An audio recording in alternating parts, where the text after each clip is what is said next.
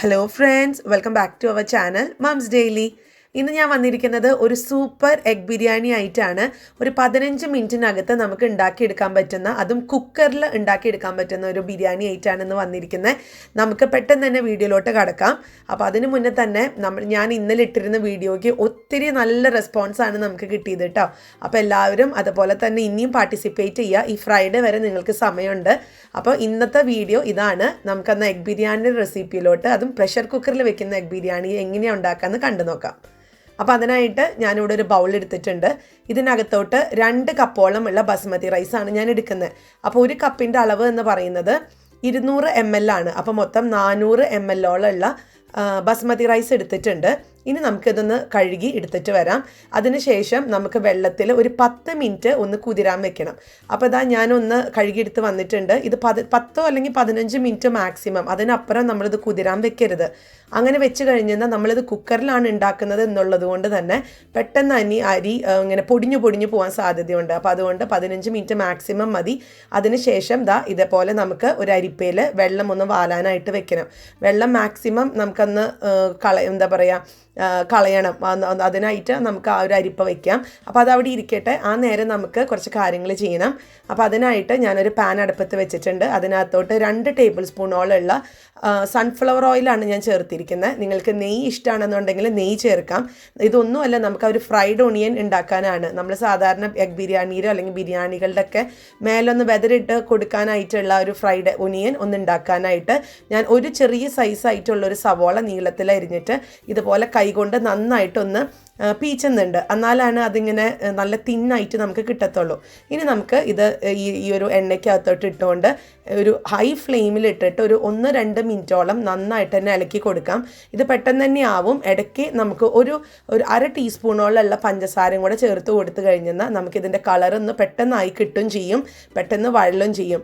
ഇത് നമ്മുടെ ഒരു സബ്സ്ക്രൈബർ പറഞ്ഞു തന്ന ഒരു ടിപ്പാണ് കേട്ടോ. ഇതുപോലൊക്കെ ഫ്രൈ ചെയ്യുമ്പം ഒരു 1/2 ടീസ്പൂൺ പഞ്ചസാര ഇട്ട് കഴിഞ്ഞാൽ അതിൻ്റെ ഒരു പഞ്ചസാര കാരമലൈസ്ഡ് ആകുമ്പോൾ ഒരു കളറൊക്കെ വരത്തില്ലേ. അപ്പോൾ അതുകൊണ്ട് തന്നെ പെട്ടെന്ന് ഈ ഒരു സവോള നമുക്ക് ആ ഒരു കളറിലോട്ട് കിട്ടും. അപ്പോൾ അതാ ഞാൻ ഹൈ ഫ്ലെയിമിലിട്ട് തന്നെ ഒരു 2 മിനിറ്റോളം ഒന്ന് നിർത്താതെ ഇളക്കിക്കൊണ്ടിരിക്കുവാണ്. അതോടൊപ്പം തന്നെ ഞാൻ പറഞ്ഞല്ലോ, ഒരു 1/2 ടീസ്പൂണോളമുള്ള പഞ്ചസാരയും കൂടി ഇട്ട് കൊടുക്കുന്നുണ്ട്. എന്നിട്ട് ഒന്നും കൂടെ ഒന്ന് ഇളക്കി കൊടുക്കാം. അപ്പോൾ ഇവിടെ ഒരു 2 മിനിറ്റോളം കഴിഞ്ഞിട്ടുണ്ട് കേട്ടോ. അപ്പം ഞാനിനി ഫ്ലെയിം ലോയിലാക്കുവാണ്. അല്ലെങ്കിൽ നിങ്ങൾക്ക് ഫ്ലെയിം ഓഫ് ആക്കുവാണെങ്കിലും ചെയ്യാം. കാരണം നമ്മൾ പിന്നീട് ഇനി ഇതിനകത്ത് വെച്ച് കഴിഞ്ഞാൽ അത് ആകെ കരിഞ്ഞു പോകും. അപ്പോൾ അതാ ഞാൻ ഫ്ലെയിം ഓഫ് ആക്കിയിട്ടുണ്ട്. ഞാൻ ഇനി ഇതൊന്ന് വറുത്ത് കോരാണ് കേട്ടോ. ഇപ്പോൾ ഇവിടെ ഫ്രൈഡ് ഓണിയൻ റെഡിയാണ്. ഞാനിപ്പോൾ ഇതൊന്ന് മാറ്റി വെക്കുന്നുണ്ട്. ഇപ്പോൾ ഇച്ചിരി അത് തണുത്ത പോലെ ഇരുന്നാലും കുറച്ച് നേരം കഴിയുമ്പോഴത്തേക്ക് ഇത് നല്ല ക്രിസ്പി ആയിട്ട് വരും. അപ്പോൾ ഇതിനി നമുക്കിനി ബാക്കിയുള്ള കാര്യങ്ങൾ നോക്കാം. ഇതൊരു എഗ് ബിരിയാണി ആയതുകൊണ്ട് തന്നെ ഞാനൊരു 6 മുട്ടയാണ്, പുഴുങ്ങിയ മുട്ടയാണ് എടുത്തിട്ടുള്ളത്. നമ്മൾ അതേ പാത്രത്തിൽ തന്നെയാണ് ഇനി ഉണ്ടാക്കാൻ പോകുന്നത് കേട്ടോ. അപ്പോൾ അതിനായിട്ട് ഈ 6 മുട്ട നമുക്ക് ചുമ്മാ അങ്ങ് മുട്ട ഇടുന്നതിനേക്കാളും നല്ലത് ഇതുപോലത്തെ ഒരു ഫോർക്ക് വെച്ചിട്ട് മുട്ടയുടെ ആ ഒരു ഉള്ളിലൊക്കെ ഒന്ന് കുത്തി കൊടുക്കുകയാണെന്നുണ്ടെങ്കിൽ നമ്മൾ ഒരു മസാലയിലാണ് ഈ മുട്ട ഒന്ന് പൊരിക്കാൻ പോകുന്നത്. അപ്പോൾ ആ മസാലയെല്ലാം മുട്ടയ്ക്കകത്ത് കയറി നല്ലൊരു ഫ്ലേവർ നമുക്ക് മുട്ട കഴിക്കുമ്പോഴൊക്കെ കിട്ടും. അല്ലാന്നുണ്ടെങ്കിൽ ഒരു പ്ലെയിൻ ആയിട്ടിരിക്കും നമ്മുടെ മുട്ട. അപ്പോൾ എഗ് ബിരിയാണി ഒക്കെ ഉണ്ടാക്കുമ്പോൾ എപ്പോഴും ഒരു ഫോർക്ക് വെച്ചിട്ടോ അല്ലെങ്കിൽ ഒരു ഈർക്കിൽ വെച്ചിട്ടോ അല്ലെങ്കിൽ ഈ പപ്പടക്കോലൊക്കെ വെച്ചിട്ട് ഇതുപോലൊക്കെ ഒന്ന് കുത്തി കൊടുക്കാം നമുക്ക്. അല്ലെങ്കിൽ കത്തി വെച്ചിട്ടൊന്ന് വരഞ്ഞിട്ടാണെങ്കിലും കൊടുക്കാം. എന്നിട്ട് നമുക്കിതൊന്ന് ഒരു മസാലയിലൊന്ന് ഫ്രൈ ചെയ്തെടുക്കണം. അപ്പോൾ ഞാൻ ബാക്കിയുള്ള മുട്ടകളൊക്കെ ഒന്ന് ഇതുപോലെ ഒന്ന് കുത്തിയെടുത്തിട്ട് വരാം. അപ്പോൾ ഇനി മസാല ഉണ്ടാക്കാനായിട്ട് നേരത്തെ നമ്മൾ ആ സവോള വഴറ്റിയ അതേ പാത്രത്തിൽ തന്നെ ഇച്ചിരി എണ്ണ ഇരിപ്പുണ്ടായിരുന്നു. ആ എണ്ണയിലോട്ട് തന്നെ ഞാനൊരു 1/4 ടീസ്പൂണോളമുള്ള മഞ്ഞൾപ്പൊടി, ഒരു 1/4 ടീസ്പൂണോളമുള്ള കാശ്മീരി ചില്ലി പൗഡറാണ് ചേർത്തിരിക്കുന്നത്. അല്ലെങ്കിൽ സാധാരണ മുളക് പൊടി ചേർക്കാം. പിന്നെ ആവശ്യത്തിനുള്ള ഉപ്പ് വളരെ കുറച്ച് മതി. ഒരു 1/4 ടീസ്പൂണോളം ഉപ്പും ചേർത്ത് നമുക്കിത് നന്നായിട്ടൊന്ന് മൊരിയിച്ചെടുക്കാം. നമ്മുടെ മസാലയൊക്കെ ഒന്ന് അത്യാവശ്യം മുരിഞ്ഞൊക്കെ വന്നിട്ടുണ്ട്. ഇനി ഇതിനകത്തോട്ട് നമ്മുടെ മുട്ടയും കൂടെ ഒരു 6 മുട്ടയാണ് ഞാൻ എടുത്തിരിക്കുന്നത്. മുട്ട നമുക്ക് ചേർത്ത് ഒരു ലോ ഫ്ലെയിമിലിട്ടിട്ട് നന്നായിട്ടൊന്ന് റോസ്റ്റ് ചെയ്തെടുക്കാം. ഒത്തിരി അങ്ങ് ഡ്രൈ ആക്കി എടുക്കേണ്ട കാര്യമൊന്നുമില്ല. നമുക്ക് ആ മസാലയൊക്കെ നമുക്ക് മനസ്സിലാവും. ആ മുട്ടയിൽ നിന്നൊക്കെ ഒരു സ്മെല്ലൊക്കെ വരാൻ തുടങ്ങും, നല്ലൊരു സ്മെല്ല്. ആ ഒരു സമയത്ത് നമുക്ക് ഫ്ലെയിം ഓഫ് ചെയ്യാം. ഇപ്പോൾ ഇവിടെ ഏകദേശം 1 മിനിറ്റ് കഴിഞ്ഞു. നമ്മുടെ മുട്ടയിൽ നിന്നൊക്കെ നല്ലൊരു സ്മെല്ലൊക്കെ വരാൻ തുടങ്ങിയിട്ടുണ്ട്. ഇനി ഞാനിതൊരു പ്ലേറ്റിനകത്തോട്ട് മാറ്റുന്നുണ്ട്. ഇനി അതുപോലെ ഞാൻ ഒരു മുട്ടയും കൂടെ നമ്മൾ നേരത്തെ മുട്ടയൊക്കെ ഫ്രൈ ചെയ്ത അതേ എണ്ണയിൽ ഒരു മുട്ട ഞാൻ ചെറുതായിട്ടൊന്ന് കുത്തി പൊരിക്കുന്നുണ്ട്. അത് സാധാരണ ആരും ചെയ്യുന്നതല്ല, അധികം ആൾക്കാർ ചെയ്യുന്നത് ഞാൻ കണ്ടിട്ടില്ല. പക്ഷേ നിങ്ങൾ ഒരു പ്രാവശ്യം ഇങ്ങനെ ഒന്ന് ചെയ്ത് നോക്ക്. നമ്മുടെ ആ ഒരു മസാലയിൽ ഈ ഒരു മുട്ട കുത്തി പൊരിച്ചെടുക്കുമ്പോഴത്തേക്കും അത് നമ്മുടെ ബിരിയാണിയിൽ ഇടുമ്പോഴത്തേക്കും സൂപ്പർ ടേസ്റ്റാണ്. ഒരു സാധാരണ മുട്ട ഒരൊറ്റ മുട്ട എടുത്താൽ മതി. ഇനിയിപ്പോൾ നിങ്ങൾ 6 മുട്ട എന്നുള്ളത് 5 മുട്ട പുഴുങ്ങിയതും ഒരു മുട്ട ഇവിടേക്കും അങ്ങനെ അഡ്ജസ്റ്റ് ചെയ്തെടുക്കാവുന്നതാണ്. പക്ഷേ എഗ് ബിരിയാണി ഉണ്ടാക്കുമ്പോൾ നിങ്ങൾ ഈ ഒരു കാര്യം ചേർക്കാൻ മറക്കരുത് കേട്ടോ. ഇത് നമ്മുടെ ആ ഒരു സ്വാദ് ഒരു വേറെ ലെവലിലോട്ട് കൊണ്ടുവരും. അപ്പം മുട്ട ഇവിടെ കുത്തി പൊരിച്ചത് റെഡിയാണ്. അപ്പോൾ അതും ഞാനൊരു പാത്രത്തിലോട്ട് ഇതൊന്ന് മാറ്റി വെക്കുന്നുണ്ട്. ഇനിയിപ്പോൾ ഞാൻ കുക്കർ എടുത്തിട്ടുണ്ട്, പ്രഷർ കുക്കർ എടുത്തിട്ടുണ്ട്. നിങ്ങൾക്ക് വേണമെന്നുണ്ടെങ്കിൽ നേരത്തെ ചെയ്ത കാര്യങ്ങളെല്ലാം ഈ ഒരു പ്രഷർ കുക്കറിൽ ചെയ്യാം. ഞാനപ്പോൾ എനിക്ക് പെരുമാറാനൊക്കെ ഇച്ചിരി ബുദ്ധിമുട്ടായതുകൊണ്ടാണ് ലൈറ്റും കാര്യങ്ങളൊക്കെ ക്യാമറ ഒക്കെ വെച്ച് ചെയ്യാൻ ബുദ്ധിമുട്ടുള്ളത് കൊണ്ടാണ് ആ ഒരു പാത്രത്തിൽ ചെയ്തത് കേട്ടോ. അപ്പോൾ ഇനി ഈ ഒരു പ്രഷർ കുക്കർ ചൂടായി വരുമ്പോഴത്തേക്കും ഒരു 2 ടേബിൾ സ്പൂൺ നെയ്യും 1 ടേബിൾ സ്പൂണോളമുള്ള സൺഫ്ലവർ ഓയിലും ചേർത്ത് കൊടുത്തിട്ടുണ്ട്. നിങ്ങൾക്ക് ഇതിന് പകരം നെയ്യ് ചേർക്കണം എന്നില്ല, മുഴുവനായിട്ടും സൺഫ്ലവർ ഓയിൽ ചേർക്കാം, അല്ലെങ്കിൽ മുഴുവനായിട്ട് നെയ്യാണെങ്കിലും ചേർക്കാം. അപ്പോൾ ഈ എണ്ണയൊക്കെ ഒന്ന് ചൂടായി വരുമ്പോഴത്തേക്കും ഇതിനകത്തോട്ട് 2 പട്ട, ഒരു 1/4 ടീസ്പൂണോളമുള്ള മുഴുവൻ കുരുമുളക്, ഒരു 6 ഏലക്ക, 4 കഷ്ണം ഗ്രാമ്പു, ഒരു ഇതിന് എന്തായാലും ബേ ലീഫ് എന്നാണ് പറയുക, വഴനയില എന്നൊക്കെ പറയുന്നത് തോന്നുന്നു. അപ്പോൾ അതും എടുത്തിട്ടുണ്ട്. ഒപ്പം ഒരു 1/4 ടീസ്പൂണോളമുള്ള ജീരകം. ഞാനിവിടെ നല്ല ജീരകമാണ് എടുത്തിരിക്കുന്നത്. സാധാരണ ഷാജീരകം എന്ന് പറഞ്ഞ് കിട്ടുന്നതാണ് ഏറ്റവും നല്ലത്. പക്ഷെ അതിപ്പോൾ ഇവിടെ വീട്ടിലില്ല, ഇവിടെ അധികമൊന്നും കടയിൽ ഞാൻ കണ്ടിട്ടുമില്ല. അപ്പോൾ അതുകൊണ്ട് ഞാൻ പകരം നല്ല ജീരകമാണ് ചേർത്ത് കൊടുത്തിട്ടുള്ളത്. അപ്പോൾ അത് നമുക്കൊന്ന് ലോ ഫ്ലെയിമിലിട്ട് നന്നായിട്ടൊന്ന് റോസ്റ്റ് ചെയ്തെടുക്കാം. സ്മെല്ല് വരുന്നുണ്ട് ഇപ്പോൾ. അപ്പോൾ ആ ഒരു സമയത്ത് നമുക്ക് ഈ ഒരു എഗ് മസാല തയ്യാറാക്കാനായിട്ടാണ് ഞാനിപ്പോൾ ഈ ഒരു കാര്യം ചെയ്യുന്നത്.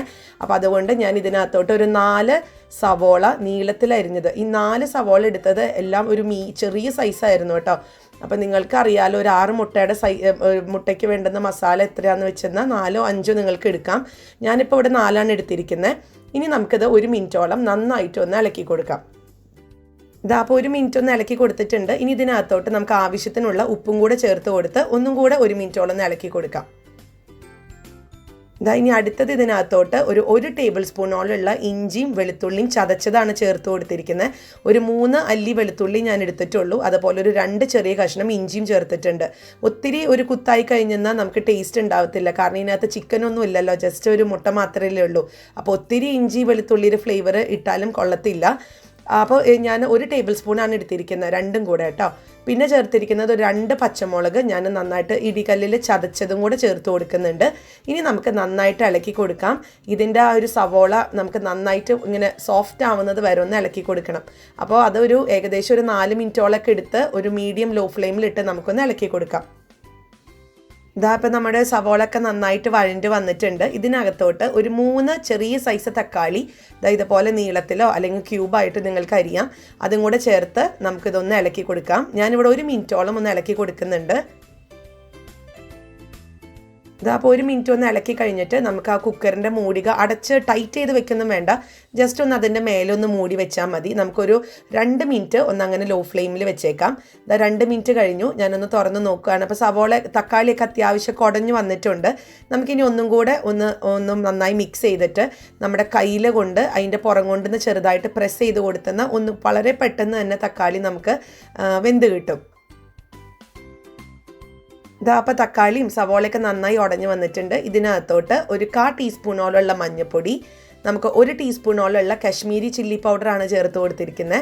പിന്നെ ഞാൻ ഗരം മസാലപ്പൊടിയാണ് ചേർത്ത് കൊടുത്തിരിക്കുന്നത്, അത് 2 ടീസ്പൂൺ ചേർത്ത് കൊടുക്കുന്നുണ്ട്. നിങ്ങൾക്ക് മല്ലിപ്പൊടിയുടെ ഫ്ലേവർ ഇഷ്ടമാണെന്നുണ്ടെങ്കിൽ നിങ്ങൾക്ക് മല്ലിപ്പൊടി ചേർത്ത് കൊടുക്കാം, 1 ടീസ്പൂണോളമുള്ള മല്ലിപ്പൊടി. ഞാൻ മല്ലിപ്പൊടിക്ക് പകരം ഗരം മസാലയാണ് ഇച്ചിരി കൂടുതൽ ചേർക്കുന്നത്. കാരണം ഇറച്ചിയൊക്കെ ആണെന്നുണ്ടെങ്കിൽ നമുക്ക് മല്ലിപ്പൊടി ഇട്ടാൽ കുഴപ്പമില്ല, പക്ഷേ എഗ് മസാലയ്ക്കൊക്കെ അതിൻ്റെ ഒരു കുത്ത് എനിക്ക് ഭയങ്കരമായിട്ട് ഫീൽ ചെയ്യാറുണ്ട്. അപ്പോൾ നിങ്ങൾക്ക് ഇഷ്ടമുണ്ടെങ്കിൽ ചേർക്കാം, അല്ലെങ്കിൽ ചേർക്കണ്ട. അപ്പോൾ ഇനി നമുക്കിത് ലോ ഫ്ലെയിമിലിട്ട് നന്നായിട്ട് ഇളക്കി കൊടുക്കാം. ഈ ഒരു മസാലപ്പൊടികളുടെ പച്ചമണമൊക്കെ മാറുന്നത് വരെ ഒന്ന് ഇളക്കി കൊടുക്കാം. ഞാനിപ്പോൾ ഏകദേശം ഒരു 1 മിനിറ്റോളം നന്നായിട്ടൊന്ന് ഇളക്കി കൊടുത്തിട്ടുണ്ടായിരുന്നു. ഇനി ഇതിനകത്തോട്ട് ഒരു 1/4 കപ്പോളമുള്ള തൈരാണ് ചേർത്ത് കൊടുക്കുന്നത്. ഇത് മറക്കാതെ ചേർക്കണം, എങ്കിലാണ് നമ്മുടെ ഒരു ഗ്രേവിക്കൊക്കെ നല്ല തിക്കായിട്ട് ഇരിക്കുകയുള്ളൂ, അതുപോലെ തന്നെ നല്ലൊരു ടേസ്റ്റും വരത്തുള്ളൂ. അപ്പോൾ നമുക്ക് ലോ ഫ്ലെയിമിലിട്ട് തന്നെ ഇത് നിർത്താതെ ഒന്ന് ഇളക്കിക്കൊണ്ടേയിരിക്കണം, നന്നായിട്ട് തന്നെ മിക്സ് ചെയ്യണം. ഇനി ഇതിനകത്തോട്ട് അല്പം മല്ലിയിലും കൂടെ ചേർത്ത് കൊടുക്കുന്നുണ്ട്. നമ്മൾ കറിവേപ്പിലൊന്നും ചേർക്കുന്നില്ല, പകരം മല്ലിയിലാണ് ചേർക്കുന്നത്. നിങ്ങൾക്ക് പുതിനയിലയുടെ ഫ്ലേവർ ഇഷ്ടമാണെന്നുണ്ടെങ്കിൽ പുതിനയിലും ആണെങ്കിലും ചേർത്ത് കൊടുക്കാം. അപ്പോൾ ഒന്നും കൂടെ ഞാൻ ഇളക്കി കൊടുക്കുന്നുണ്ട്. പിന്നെ ഇന്നത്തെ ക്വസ്റ്റ്യൻ നമുക്ക് കേൾക്കണ്ടേ? നമ്മുടെ ക്വസ്റ്റ്യൻ, മൂന്നാമത്തെ വീഡിയോയുടെ ക്വസ്റ്റ്യനാണ് ഞാനിന്ന് ചോദിക്കാൻ പോകുന്നത്. ഇന്നത്തെ വീഡിയോയിൽ ഇത് എഗ് ബിരിയാണി ആണല്ലോ, അപ്പോൾ ഞാനിന്ന് എത്ര മുട്ടയാണ് മൊത്തത്തിൽ എടുത്തിട്ടുള്ളത് ഈ ഒരു എഗ് ബിരിയാണി ഉണ്ടാക്കാൻ? അതാണ് ഇന്നത്തെ ക്വസ്റ്റ്യൻ. വളരെ സിമ്പിളാണ്, എല്ലാം കൂടെയാണ് കേട്ടോ. എല്ലാം കൂടെ മൊത്തത്തിൽ എത്ര മുട്ട എടുത്തിട്ടുണ്ടെന്നുള്ളത് നിങ്ങളൊന്ന് കമൻറ്റ് ചെയ്ത് അറിയിക്കുക. വളരെ സിമ്പിൾ അല്ലേ ക്വസ്റ്റ്യൻ? അപ്പോൾ ശരി, അപ്പോൾ നമുക്കിനി ഈ വീഡിയോയിലോട്ട് കിടക്കാം. അപ്പോൾ ഇതാ ഞാൻ ഇതിനകത്തോട്ട് ആവശ്യത്തിനുള്ള ഉപ്പും കൂടെ ചേർത്തിട്ടുണ്ട്. ഒന്ന് ടേസ്റ്റ് ചെയ്ത് നോക്കിയപ്പോൾ ഉപ്പ് ഇച്ചിരി കുറവ് പോലെ തോന്നി. അപ്പോൾ അതും കൂടെ ചേർത്ത് ഒന്നും കൂടെ ഒന്ന് ഇളക്കി കൊടുക്കുന്നുണ്ട്.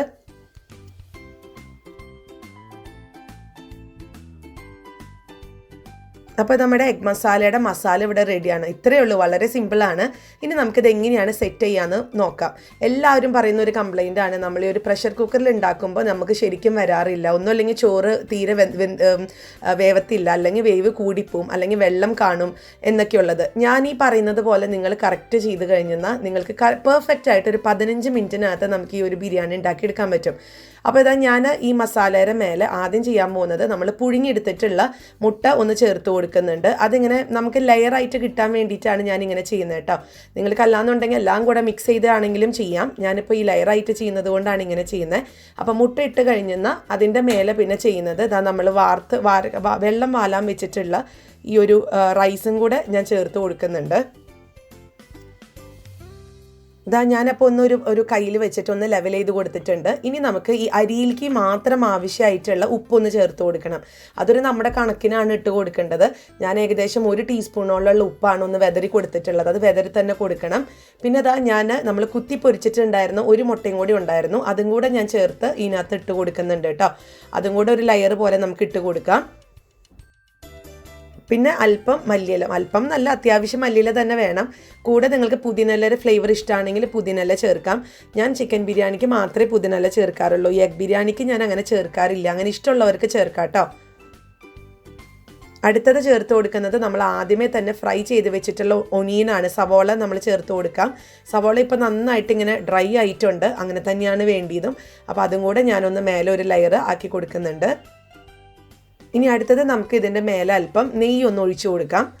ഞാനിപ്പോൾ ഏകദേശം ഒരു 2 ടേബിൾ സ്പൂണോളം നെയ്യ് തന്നെ ഞാൻ ഒഴിച്ചു കൊടുക്കുന്നുണ്ട് കേട്ടോ. അത് നിങ്ങളുടെ ഇഷ്ടത്തിനനുസരിച്ച് കൊടുക്കുക. അപ്പോൾ അത് നന്നായിട്ടൊന്ന് ചുറ്റിച്ച് തന്നെ എല്ലായിടത്തും ആകത്തക്ക രീതിയിൽ കൊടുക്കണം.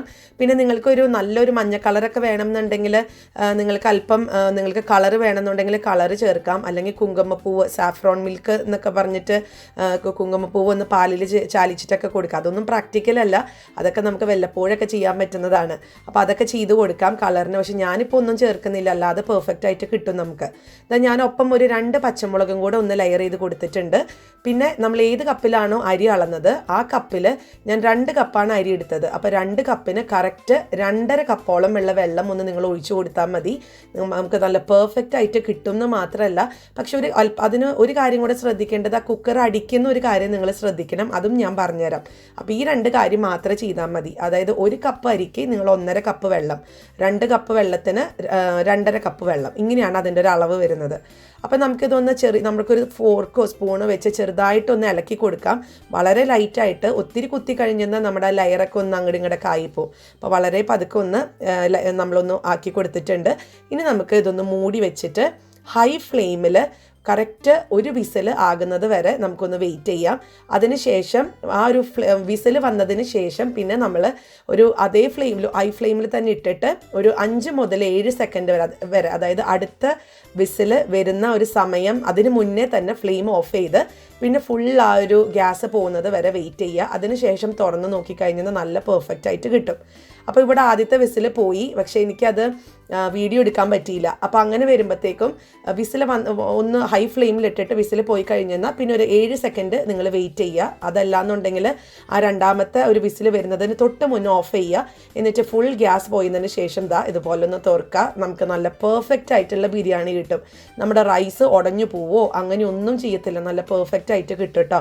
നിങ്ങൾക്കിപ്പോൾ കാണാൻ പറ്റുന്നില്ല, നല്ല ഭംഗിയിലാണ് കിട്ടിയിരിക്കുന്നത്. നമുക്കൊരു 15 മിനിറ്റിനകത്ത് കിട്ടിയിട്ടുണ്ട്. ഇതിൻ്റെ അരി നോക്കിക്കുക, ഒട്ടും തന്നെ കുഴഞ്ഞു പോയിട്ടില്ല, നന്നായിട്ട് വിട്ടിട്ടാണ് നിൽക്കുന്നത്. ഇതിപ്പം ആ ഒരു ആവിയും ഒക്കെ ഉള്ളത് കൊണ്ടാണ് നിങ്ങൾക്ക് അങ്ങനെ ഇങ്ങനെ കട്ട പിടിച്ചിരിക്കുന്ന പോലെ തോന്നുന്നത്. ഞാനതൊരു സെർവിങ് പ്ലേറ്റിലോട്ട് മാറ്റുമ്പം നിങ്ങൾക്ക് മനസ്സിലാവും. അപ്പോൾ ഇതാ ഞാനൊരു സെർവിങ് ഡിഷിനകത്തോട്ട് അതൊന്ന് മാറ്റുന്നുണ്ട്. നിങ്ങൾക്ക് കാണാൻ പറ്റുന്നില്ല, നല്ല ഇങ്ങനെ വിട്ടിട്ട് തന്നെയാണ് നമ്മുടെ റൈസ് എടുക്കുന്നത്. അപ്പം ഇനി കുക്കറിൽ നമുക്ക് വെറും 15 മിനിറ്റിനകത്ത് നമ്മുടെ കുഞ്ഞുങ്ങൾക്കൊക്കെ ഇനി നമുക്ക് ഇതുപോലത്തെ ബിരിയാണിയൊക്കെ ഉണ്ടാക്കി കൊടുക്കാം. അപ്പോൾ നമുക്കതൊരു സെർവിങ് ഡിഷിനകത്തോട്ട് മാറ്റിയിട്ട് ഞാൻ ഒന്ന് കാണിക്കാം. ഇതാ നല്ല അടിപൊളി ബിരിയാണി ഇവിടെ റെഡിയാണ്. നല്ല സാലഡിൻ്റെ കൂടെയും നല്ലൊരു ചമ്മന്തിയോ അല്ലെങ്കിൽ നല്ലൊരു അച്ചാറിൻ്റെ കൂടെയൊക്കെ നല്ല ബെസ്റ്റ് കോമ്പിനേഷനാണ്. എല്ലാവരും ഈ ഒരു എഗ് ബിരിയാണി, കുക്കറിൽ ഉണ്ടാക്കുന്ന എഗ് ബിരിയാണി ട്രൈ ചെയ്ത് നോക്കുക. ഈ പറഞ്ഞ അളവുകളൊക്കെ കറക്റ്റായിട്ടൊന്ന് എടുത്താൽ മാത്രം മതിയാവും.